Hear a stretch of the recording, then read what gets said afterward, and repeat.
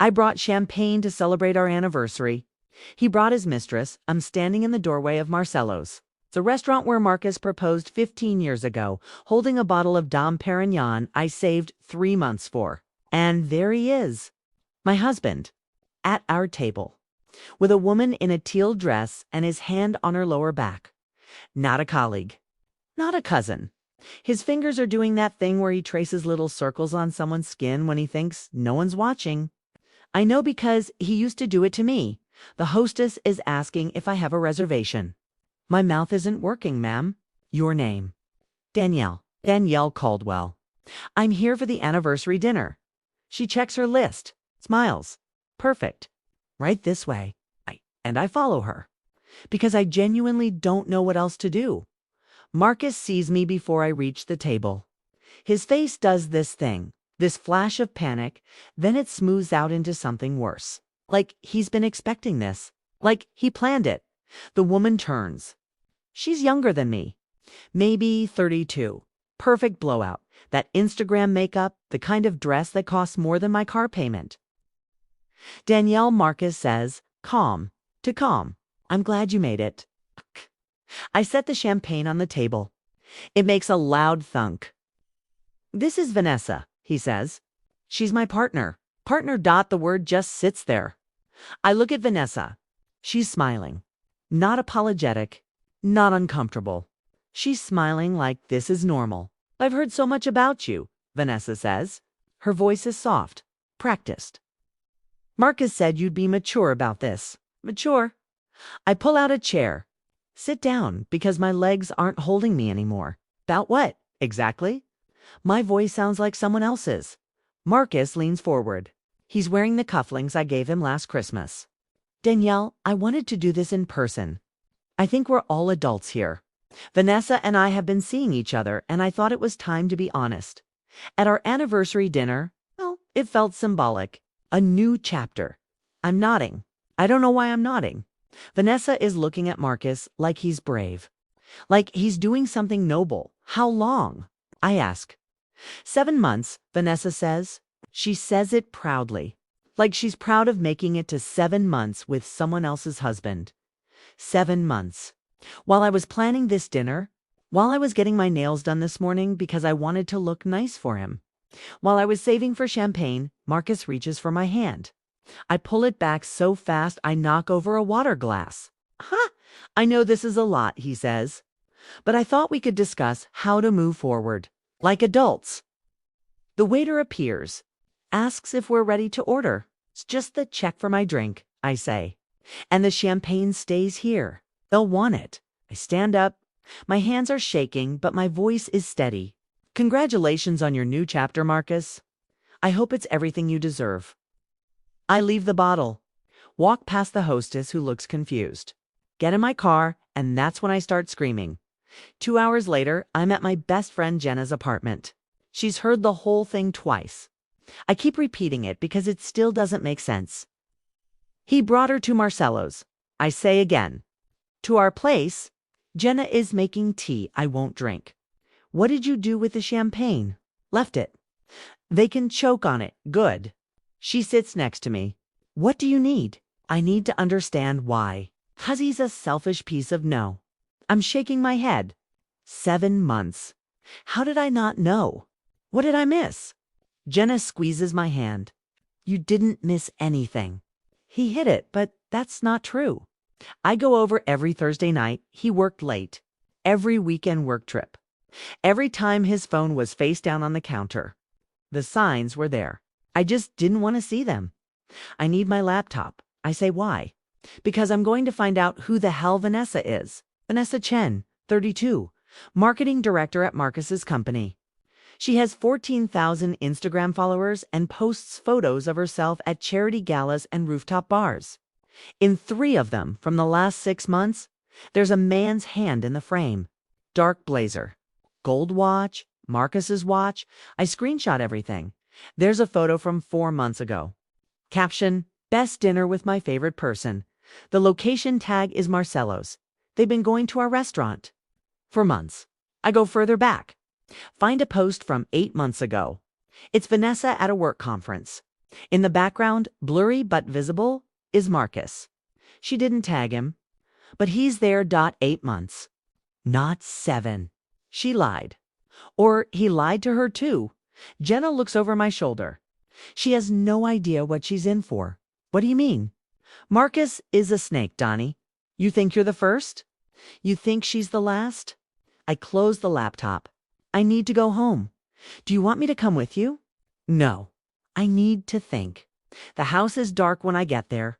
Marcus isn't home. Probably celebrating with Vanessa. Probably laughing about how well that went. I pour myself wine.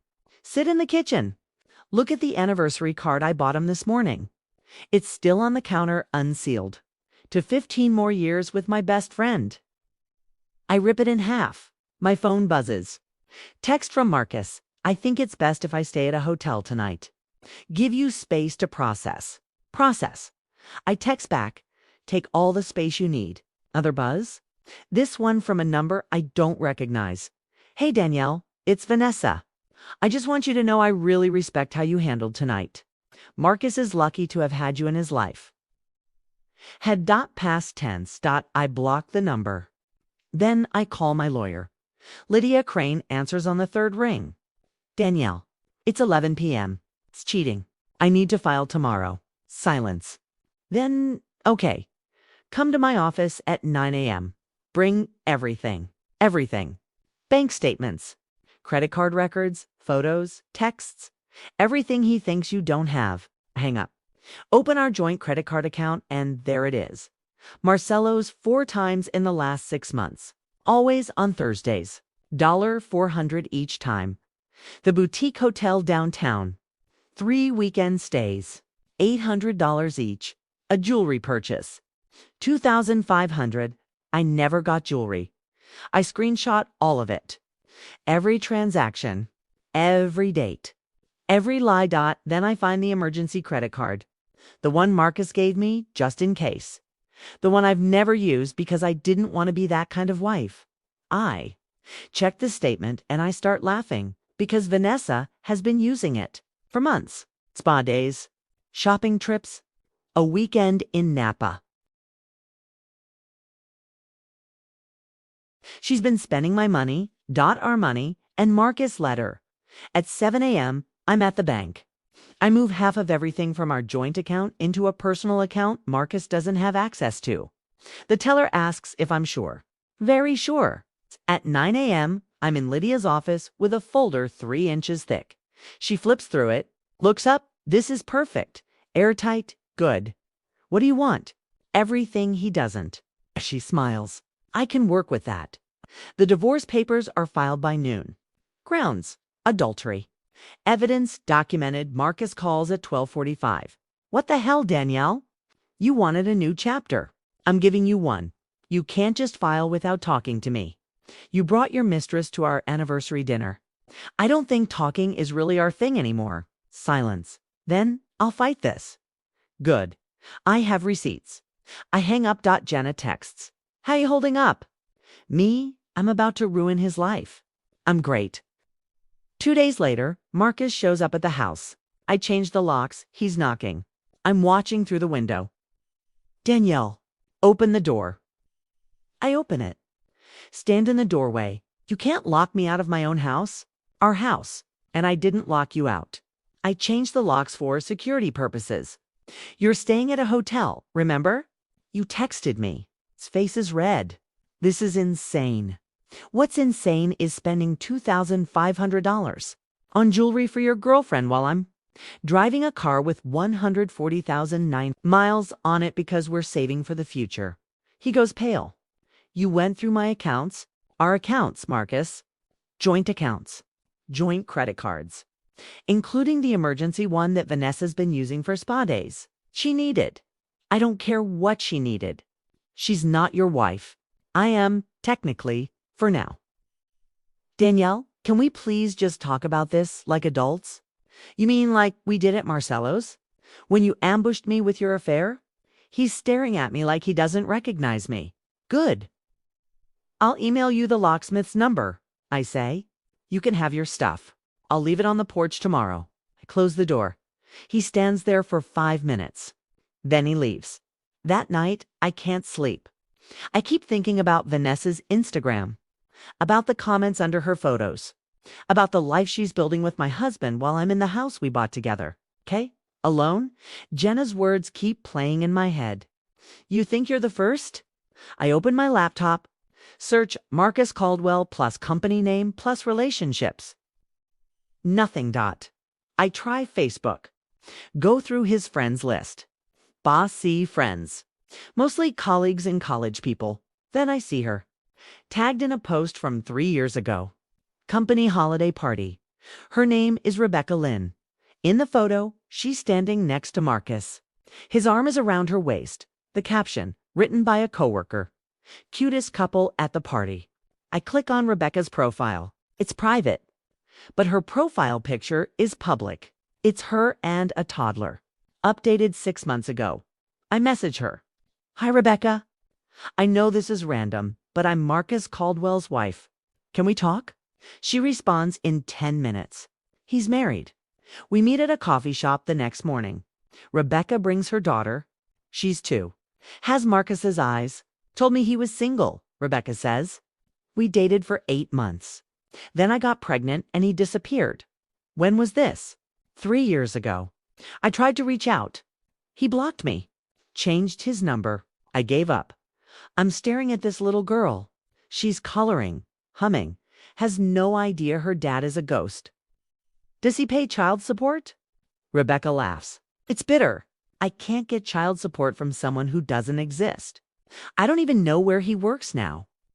I slide my phone across the table, show her the company website. Marcus's profile. Senior account manager.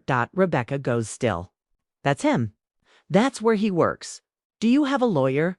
I can't afford. I know someone. She'll take your case. Trust me. Lydia meets with Rebecca that afternoon. Calls me at 6 p.m. You're a genius, she says. What did you find? He's been hiding income, underreporting on your joint taxes. If we bring Rebecca's case into your divorce proceedings, we can show a pattern of fraud and deception. The judge will eviscerate him. Do it! Danielle, this will get ugly. Good, he started it. Marcus finds out about Rebecca 2 days later. Calls me screaming. You had no right to contact her. She contacted me. You're trying to destroy my life. No, Marcus. I'm just making sure everyone knows the truth. There's a difference. That child isn't even mine. DNA test says otherwise. Lydia has the court order. You'll be taking it next week. Silence. Then you used to be kind. I used to be stupid. It's amazing what you learn about yourself when your husband brings his mistress to your anniversary dinner. He hangs up. Vanessa texts me that night from a new number. Can we please talk? Woman to woman. I screenshot it. Send it to Lydia. Block the number. The mediation is set for 3 weeks out. Lydia says we're going to court, but mediation is required first. They're going to lowball you, she warns. Stay calm. I'm always calm. Good.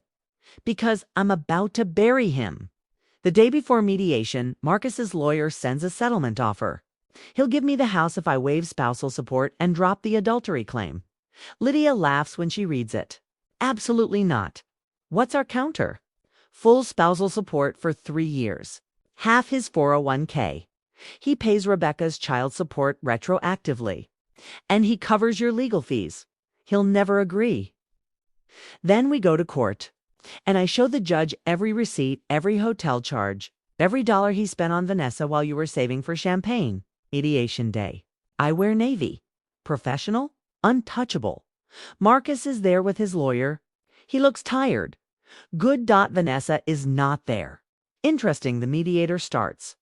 Marcus's lawyer talks for 10 minutes about marital stress and mutual responsibility. Then Lydia opens her folder. My client was informed of her husband's affair when he brought his mistress to their 15th anniversary dinner at the restaurant where he proposed. A dinner my client paid for with her own savings. She slides the champagne receipt across the table.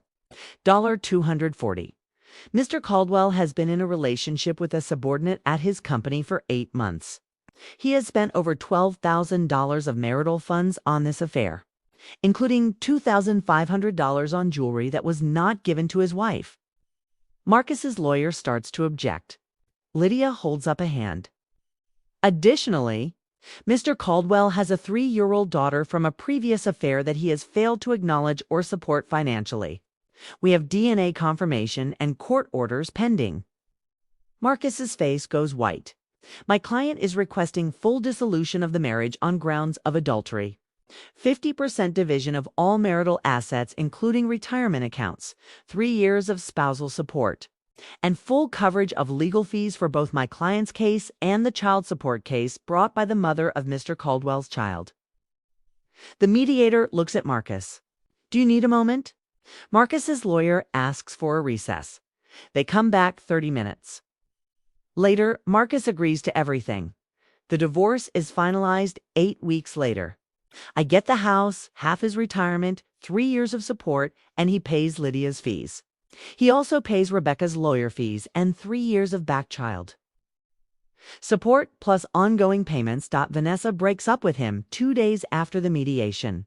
I know because she posts on Instagram about learning to value yourself enough to walk away from toxicity. The comments are gold. I don't respond. I just block her and move on. The next morning, I wake up to 47 text messages. Marcus. Vanessa, Marcus's mother. His sister. Numbers I don't recognize. All saying the same thing. I'm being unreasonable. I'm overreacting. I should consider couples counseling. Couples counseling. With the man who brought his mistress to our anniversary dinner. I delete every message. Block every number. Then I remember something. Marcus's company has a code of conduct policy. I helped him review it 2 years ago when he got promoted. Fraternization between supervisors and direct reports is prohibited and subject to disciplinary action up to and including termination. Vanessa works under Marcus. He's her direct supervisor. I call Lydia. How do you feel about going nuclear? I ask. I live for nuclear. I send her the company handbook, Marcus's org chart, screenshots of Vanessa's Instagram where she tags the company and mentions the best boss ever. Lydia calls me back an hour later. She's laughing. I just emailed HR with a formal complaint. Marcus is going to have a very bad Monday. Monday comes. Marcus doesn't call. Doesn't text. Tuesday, Jenna sends me a screenshot. It's from someone at Marcus's company. Posted on a gossip forum. Holy shit. Marcus Caldwell just got suspended pending investigation for sleeping with his direct report. His wife filed a complaint with evidence. They're apparently getting divorced because he brought the girl to their anniversary dinner.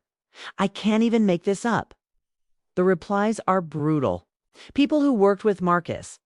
People who knew about Vanessa. People who suspected but stayed quiet. One comment stands out. I reported him 2 years ago for inappropriate behavior with another employee. HR did nothing. Glad someone finally has receipts. 2 years ago. Before Vanessa. Before Rebecca. How many others were there?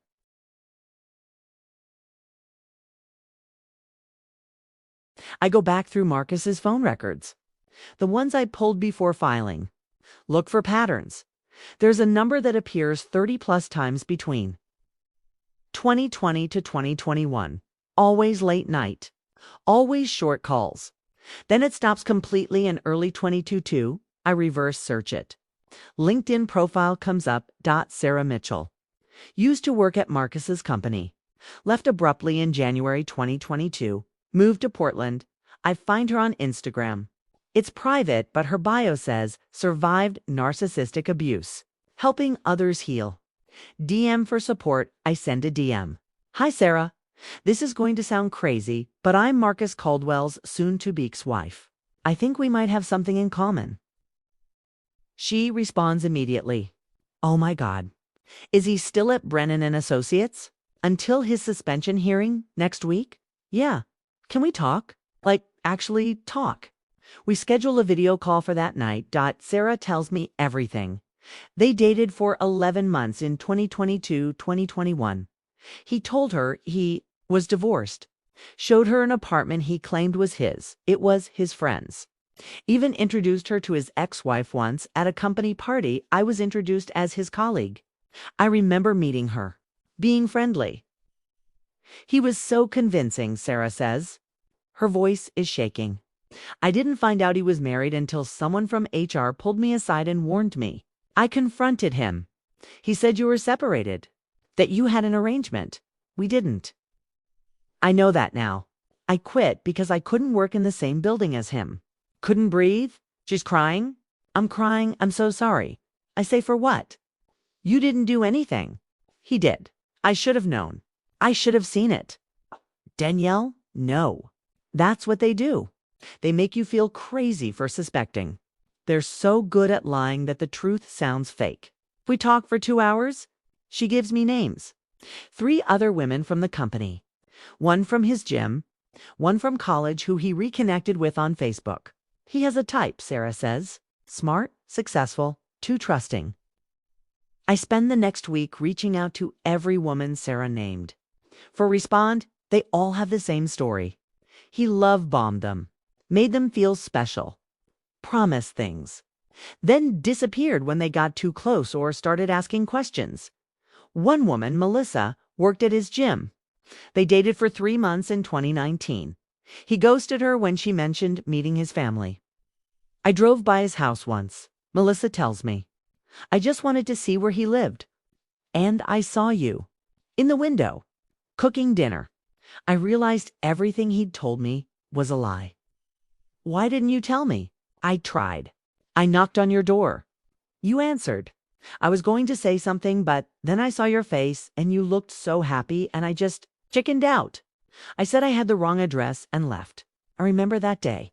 Some random woman asking for directions. I gave her the street name and went back to making lasagna. If she'd told me then, would I have believed her? Probably not. That's the thing people don't understand about being with someone like Marcus. You're so deep in the narrative they've created that anything contradicting it sounds like noise. It's not that you're stupid. It's that they're professional. The more I talk to these women, the more a pattern emerges. Marcus didn't just cheat. He ran a system. He'd pick women who were new to the company or the gym, vulnerable, maybe going through something. He'd love-bomb them, make them feel seen, then create urgency. My divorce is almost final. I'm looking for apartments. You just need to keep this quiet until it's official. Then, when they'd start asking questions or wanting more, he'd flip, accuse them of being clingy, demanding. Crazy Sarah tells me he did this thing where he'd pick fights right before big moments. I was supposed to meet his friends for the first time, she says. He started an argument 3 hours before, accused me of flirting with his coworker, made me so upset I canceled. Then he apologized and said he was just stressed. But it happened every single time. Any time I was going to be integrated into his real life, he'd sabotage it. I sit there, frozen, because he did that to me too. Every time I wanted him to meet my family early in our relationship, every time I pushed for more commitment, he'd pick a fight, make me feel like I was asking for too much, then love-bomb me back. I thought I was the problem, thought I was too needy, but it was a tactic, a pattern, and I fell for it for 15 years. I go back through my own memories with new eyes. The time I wanted to go through his phone because I saw a suspicious text. He didn't just say no, he made me feel guilty for not trusting him. Cried about how hard it was to be married to someone so insecure. I apologized. Spent a week making it up to him. The time I found a receipt for lingerie I never received. He said it was for his sister's birthday. I never checked. Just believed him because questioning him meant being that wife. The time he came home at 3 a.m. and said he was at a work emergency. I made him breakfast and told him I was proud of how dedicated he was. Every red flag I saw, he painted green, and I bought the paint. Lydia calls me Wednesday afternoon. The company wants to settle with you. What? Why? Because you have evidence of a pattern of harassment involving multiple employees that they ignored. If this goes public, they're looking at a massive lawsuit. Not just from you, from every woman he targeted. How much? 50,000. Plus, they'll blacklist him from the industry. I think about Sarah, about Melissa, about Rebecca and her daughter. Give half to Rebecca for the child support he should have been paying. The rest gets split between the other women. I don't want it. Danielle, I don't want his money or theirs. I want him to face consequences. Real ones. Lydia is quiet. Then, you're a better person than me. No, I'm just done letting him get away with things. The settlement goes through. Rebecca cries when she finds out. This changes everything, she says. I can finally afford decent childcare. I can go back to school. Sarah uses her portion to pay off the debt she racked up trying to move across the country to escape Marcus. Melissa donates hers to a domestic abuse charity. I don't keep a single dollar because this was never about money. It was about making sure he couldn't do this again. The industry blacklist means Marcus can't work in his field anymore. Word spreads fast in professional circles. He tries to rebrand, updates his LinkedIn to consultant, starts reaching out to old contacts.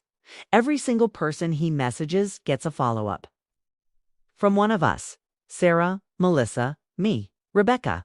We don't coordinate it. We just do it. Wanted to let you know Marcus Caldwell was fired for ethics violations and has a pattern of fraud and harassment. Thought you should know before working with him. His consultant business never takes off. Last I heard, he's working sales at a car dealership, making a fraction of what he used to. Vanessa tried to reach out to me one more time. I lost my job because of you, she texted. From yet another new number. You lost your job because you slept with your married supervisor, I texted back. I just made sure people knew about it. She didn't respond to asterisk one afternoon about 8 months after the divorce. I'm at the legal aid clinic when a teenage girl walks in. She's maybe 17, looks terrified. Need help, she says. My mom's boyfriend is cheating on her and I found proof, but she won't listen.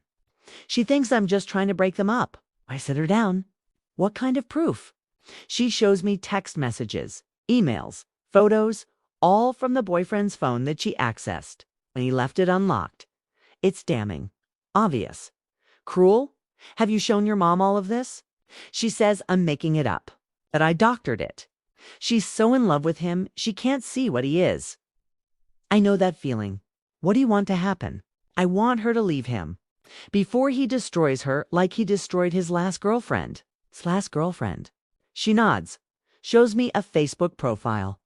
A woman named Tanya. Her page is full of posts about narcissistic abuse. Red flag warnings. Don't ignore your gut memes. I message Tanya. Hi, this is going to sound random, but are you the ex-girlfriend of boyfriend's name? She responds in minutes. Unfortunately. Who's asking? Someone whose mom is dating him now. She won't listen. Can you help? Tanya sends me her story. It's brutal. Familiar, the same patterns. The same tactics. I print it out, give it to the girl, show your mom this. Not from you. From someone who already survived him. 2 weeks later, the girl messages me. She left him. Thank you. Asterisk. This becomes a thing I do. Women reach out. Sometimes directly. Sometimes through the clinic. Sometimes through friends of friends. They're dating someone suspicious. Or married to someone who's lying. Or questioning whether they're overreacting. I help them document. I connect them with others who've dealt with the same person. I show them they're not crazy. Dr. Morton asks me if this is healthy. Is it healthy to spend my free time helping women escape liars? Is it healing or is it avoidance? I think about that. It's both. I'm healing by making sure what happened to me helps someone else. That's not avoidance. That's purpose. She nods. Fair enough?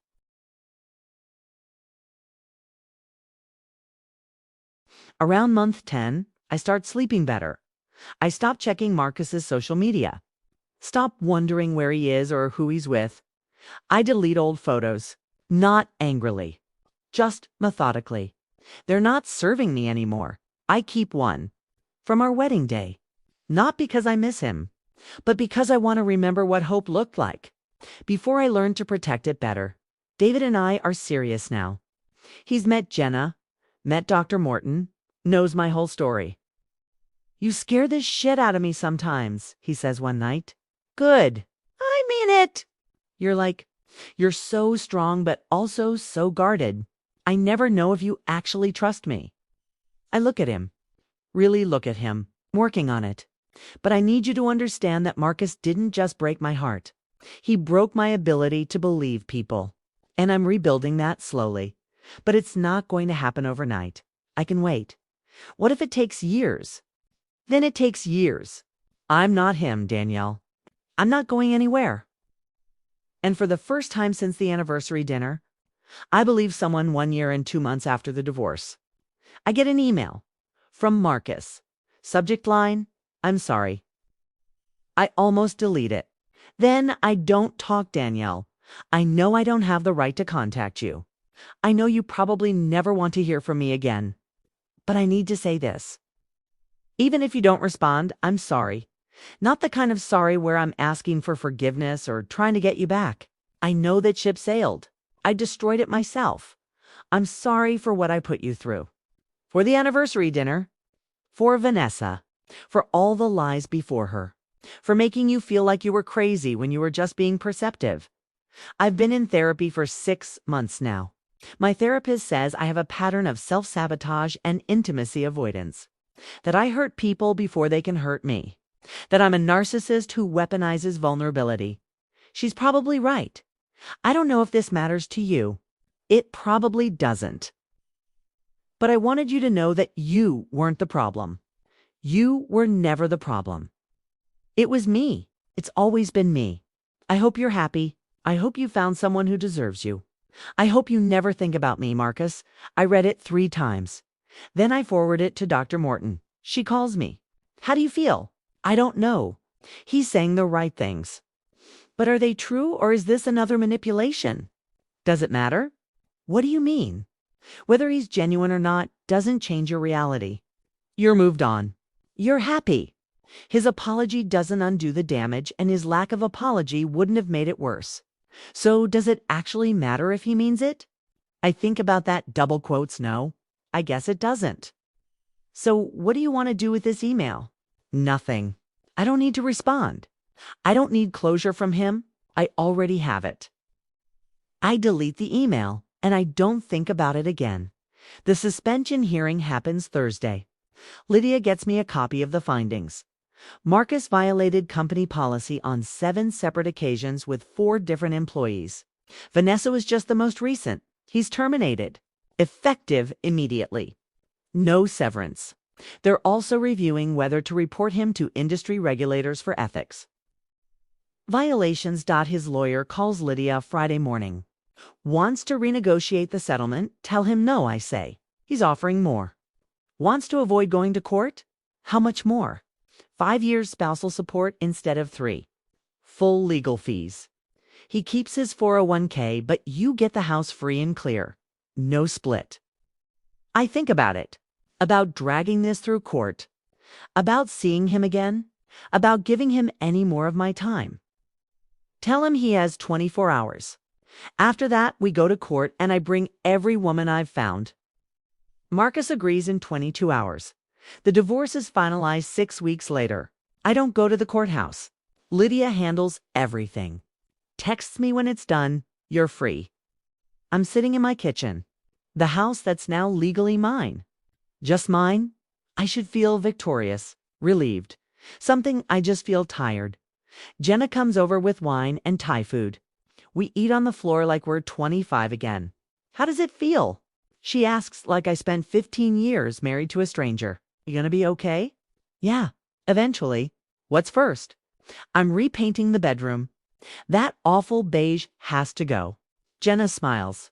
What color? I'm thinking teal. Like the dress Vanessa wore. It's petty. I love it.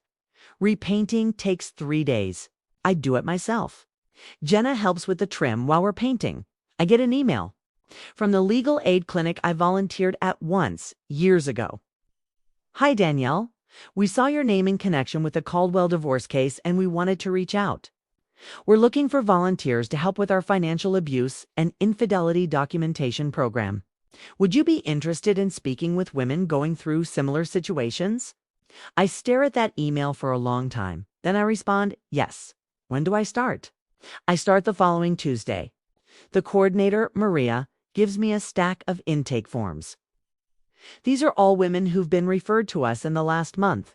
They can't afford lawyers. They don't know how to protect themselves. They need someone who's been there. The first woman I meet is named Ashley. She's 29, married for 4 years. Her husband is having an affair with her best friend. They told me together, she says, at brunch. Like it was normal.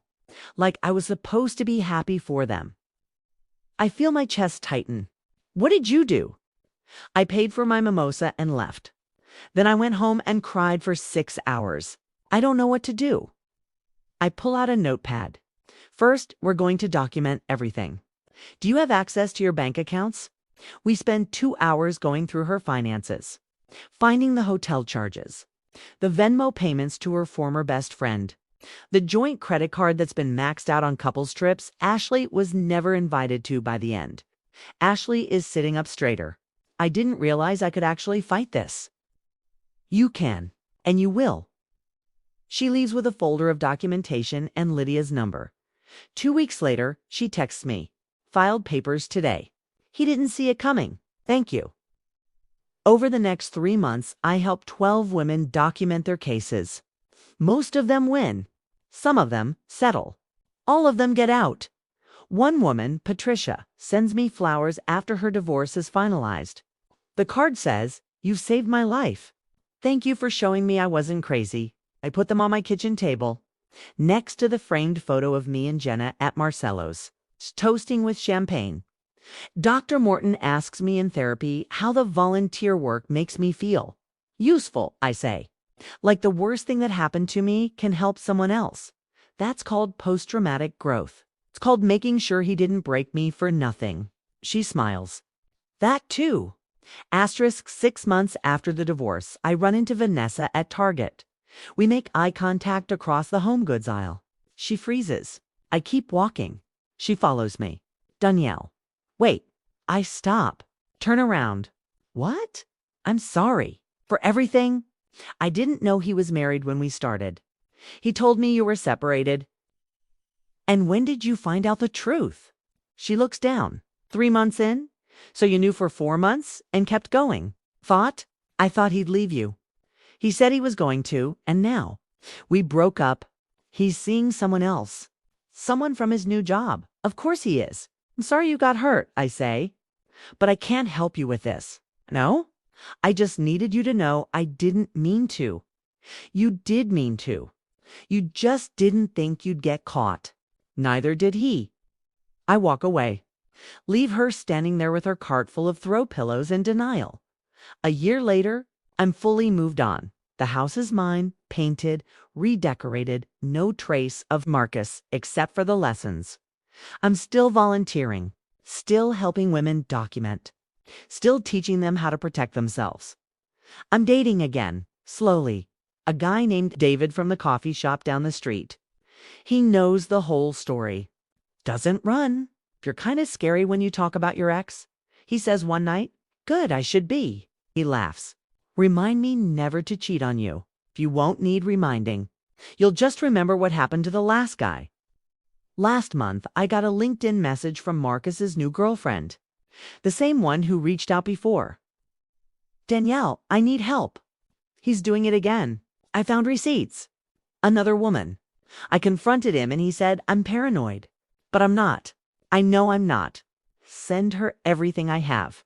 Every pattern. Every tactic. Every lie. Document everything, I tell her. Don't tell him you know. Just collect evidence and get out. She does. Files 2 weeks later, Marcus calls me. First time in over a year.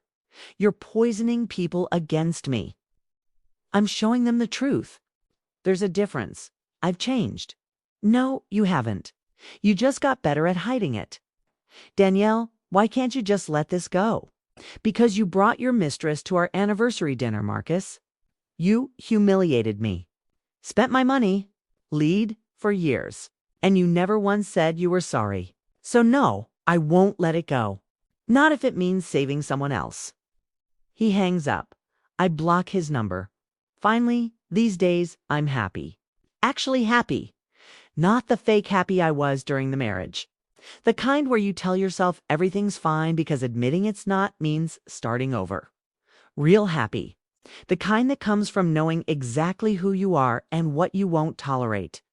I have my house, my work, my friends, my new relationship that's built on honesty instead of lies. I have the knowledge that when Marcus tried to destroy me, I fought back. And I won not just legally, emotionally, because I didn't let him make me small. I didn't let him rewrite our story as mutual decision or grew apart naturally. He cheated. He lied. He gaslit me for years, and when he finally showed me who he really was, I made sure everyone else saw it too. People ask me if I regret fighting so hard, if I should have taken the high road.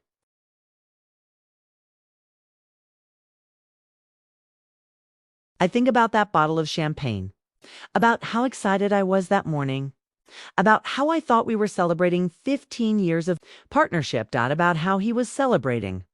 Replacing me? No, I don't regret it. You don't get to humiliate your wife and walk away clean. You don't get to spend her money on your affair and expect forgiveness. And you definitely don't get to introduce your mistress at your anniversary dinner and think there won't be consequences, Marcus? Learn that the hard way. So did Vanessa. So will whoever comes next. Last week, I went to Marcello's again. Solo, this time. Same table. Same waiter. Anniversary. He asked, smiling. No, just celebrating being alive. He brought me champagne. I didn't tell him to. I toasted to nothing. To no one. Just to myself. To surviving. To fighting. To winning. To becoming the kind of woman who doesn't ignore her gut. Who doesn't make herself smaller to make someone else comfortable, who knows her worth and demands everyone else recognize it too. If you're reading this and you're going through something similar, if someone just introduced you to their partner, or if you're sitting in your car screaming because you can't believe this is your life, I want you to know something. It's not your fault. You didn't miss the signs. They hid them. You didn't fail. They did. And you don't have to be mature about it. You don't have to make it easy. Document everything. Get a good lawyer. Protect yourself. Find the other women. Share the truth. Make sure there are consequences. Because the person who betrayed you doesn't deserve your kindness. They had that. They threw it away. What they deserve is to face what they did, so make them face it. And then rebuild, stronger, smarter, better. On your terms, not theirs. 2 years after the divorce, I'm a different person, not broken, not bitter, just awake. I know what red flags look like now. I know what gaslighting sounds like. I know the difference between someone who loves you and someone who loves how you make them feel. The volunteer work has turned into something bigger. Maria and I started a nonprofit, Second Sight, helping women document evidence, connect with lawyers, find resources. We've helped over 200 women in the last year. Every single one of them reminds me why I fought back. David proposed last month. At Marcello's, same table, same waiter. Different, man. Are you sure about this place? He'd asked. I'm taking it back, I said. It's mine now. When he got down on one knee, the waiter recognized me, smiled, brought champagne. On the house, he said, for the lady who always comes back stronger. Said yes, not because I need David, but because I want him, and I know the difference now. Last week, I saw Marcus one final time. He was at a coffee shop with a woman I didn't recognize. She looked young. Mid-20s, she was laughing at something he said.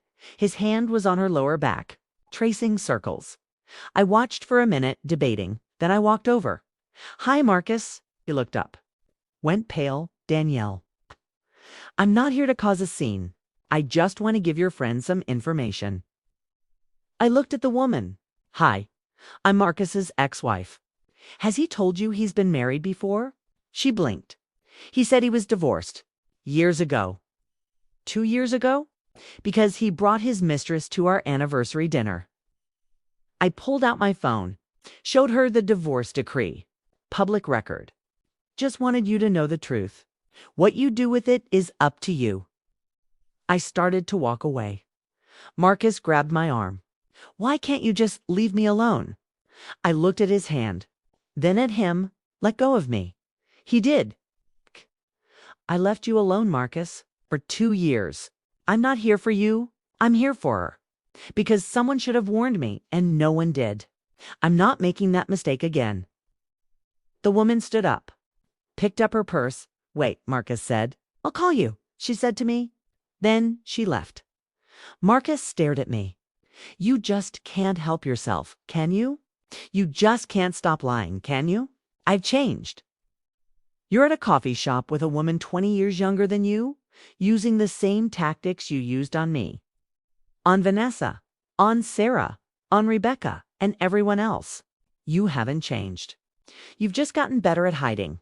I'm in therapy. So was I different? I actually listened. I walked out. She texted me that night. Thank you. He's been telling me his ex was abusive, that she ruined his career, that she turned everyone against him. Let me guess. He said I was mentally unstable. Among other things, I sent her the whole file. Every woman, every pattern, every lie. She blocked him the next day. People ask me why I keep doing this. Why I can't just move on. I have moved on. I have a thriving nonprofit, a partner who respects me, a life I built from scratch. After Marcus tried to destroy me, but moving on. Doesn't mean forgetting it. Doesn't mean letting him keep hurting people just because I'm no longer one of them. Every woman I warn is a woman who won't spend 15 years wondering why she wasn't enough. Every piece of evidence I help document is ammunition against someone who thinks they're untouchable. Every divorce I help finalize is a life reclaimed. That's not bitterness. That's legacy. This morning, I woke up in my house, the one I painted teal, the one I own, free and clear. David was making coffee. Music was playing. Sun was coming through the windows, and I realized I couldn't remember the last time. I thought about Marcus, not with anger, not with sadness. I just didn't think about him. That's when I knew I'd won. Not because I took his money or his career, because I took back my peace. If you're reading this and you're where I was 2 years ago, sitting at a table while someone introduces you to your replacement, I need you to hear this. This is not your fault. You didn't cause this. You didn't deserve this, and you don't have to be mature about it. Document everything, every text, every receipt, every lie. Find a lawyer who will fight for you. Find the other women. Share the truth. Build your case. Make them face consequences. Real ones, because people like Marcus only change when the cost of staying the same becomes unbearable. And even then, most of them don't. Single quotes. So protect yourself. Protect the next woman. Protect the one after that. Fight back. Not because you're bitter, because you're strong. And because you deserve better than being someone's humiliation project. 3 years later, I still volunteer at Second Sight. We've expanded to 3 cities. We've helped over 500 women document evidence, file cases, and rebuild. Sarah works with us now. So does Melissa. We run workshops on recognizing manipulation, protecting assets, documenting abuse. Rebecca brought her daughter to the office last week. She's 5 now, smart, funny, completely unaware that her father tried to pretend she didn't exist. Marcus has never met her, Rebecca told me. Never asked. Never sent a birthday card. Nothing. Do you want him to? God, no. She's better off without him. I just wanted you to see her. Because without you, I don't know where we'd be. You'd be somewhere? You're strong. I didn't feel strong until you showed me the receipts. The nonprofit got written up in a local magazine last month. How one woman's divorce became a mission to help others. They interviewed me, asked about Marcus. Do you hate him? The journalist asked. I thought about it. Really thought? No, I said finally. I don't hate him. I just don't think about him enough to feel anything. Does he know about the nonprofit? Probably, but it doesn't matter. This isn't about him anymore. It never was. It's about making sure women have the resources I had to fight for. You could go back to that anniversary dinner. Would you do anything differently? I'd bring cheaper champagne. She laughed. Seriously? Seriously? Everything else played out exactly as it needed to. I left. I documented. I fought. I won. The only regret I have is spending $240 on champagne I didn't get to drink. Asterisk last month, Vanessa reached out. Through the nonprofit's contact form. If I need help, I'm in a relationship with someone who I think is lying to me. I don't know who else to ask. Part of me wanted to delete it. Part of me remembered that she was 32 when she met Marcus, that he lied to her too at first, that she made terrible choices, but she was also a victim of his manipulation. I responded, "Come to the office. Bring everything you have." She showed up 2 days later. Looked tired, older. "Thank you for seeing me," she said. "I'm not doing this for you. I'm doing this because it's my job. I know. I didn't know where else to go." We spent 2 hours going through her case. Her new boyfriend was running the same playbook Marcus ran. Different details, same pattern by the end. She had a documentation plan and a referral to Lydia. As she was leaving, she turned. "I'm sorry for everything. I know sorry doesn't fix it, but I am. I know. You forgive me? I don't think about you enough to hold a grudge. But I also don't trust you. So I guess we're neutral." She nodded. Fair. I never saw her again. But her case closed 6 months later. Restraining order granted. Assets protected. She sent a donation to Second Sight. $5,000, the memo line said. For the women who come after us. I accepted it 5 years after the anniversary dinner. I'm sitting at Marcelo's. It's my wedding anniversary. Mine and David's. It's 3rd year. Same table. I requested it. David knows the whole story. Knows what this place means. Are you sure? He'd asked when I suggested it. I'm positive. It's our place now. The waiter brings champagne. The good stuff. Anniversary. He asks, smiling. 3rd year, David says, hoping for 50 more.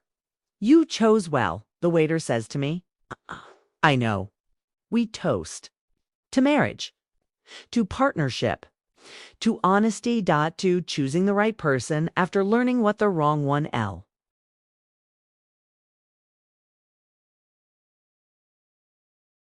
Sometimes people ask me if I ever wonder what would have happened if I'd stayed. If I'd accepted Marcus's new chapter. If I'd tried to be mature about it. I don't. Wonder. I know exactly what would have happened. I would have lost myself completely. Piece by piece. Excuse by excuse, until there was nothing left of the woman who walked into that restaurant excited to celebrate 15 years instead. One chose myself. I chose documentation over denial. I chose consequences over compromise. Chose truth over peacekeeping. And I built a life where no one gets to humiliate me and call it honesty. The nonprofit is expanding again. We're launching a national database where women can search for patterns of behavior, anonymous reports, shared evidence. If a man has a history, we'll know, and women will know before they invest 15 years. Marcus's name is in that database. So is every detail, every woman, every lie. It's not revenge, it's prevention. Last week I got a message from a woman I've never met. It's about to go on a 3rd date with someone I really liked. I searched his name in your database. Found 3 reports, all saying the same things. Love bombing, gaslighting, financial abuse. I canceled the date. Thank you for saving me from wasting years on someone who wasn't worth it. That's why I do this. Not because I'm stuck in the past, because I'm building a different future. Danielle, it's been 5 years. Since my husband brought his mistress to our anniversary dinner. 5 years since I walked out of that restaurant and decided I was worth more than his lies. I rebuilt my life. I helped 500 plus women rebuild theirs. I got married again to someone who knows what honesty looks like. I took the worst thing that ever happened to me and turned it into purpose. Marcus tried to destroy me. Instead, he created someone who makes sure women like me don't stay destroyed. If you're going through this right now, if someone just shattered your reality and expects you to smile about it, remember this. You are not required to be nice to people who betray you. You are not required to make it easy for them. You are not required to protect their reputation while they destroy yours. Document, fight, win. Then rebuild something better on your terms. Not there's. This was my story. Because some vows aren't worth keeping, and some battles are worth fighting. Forever.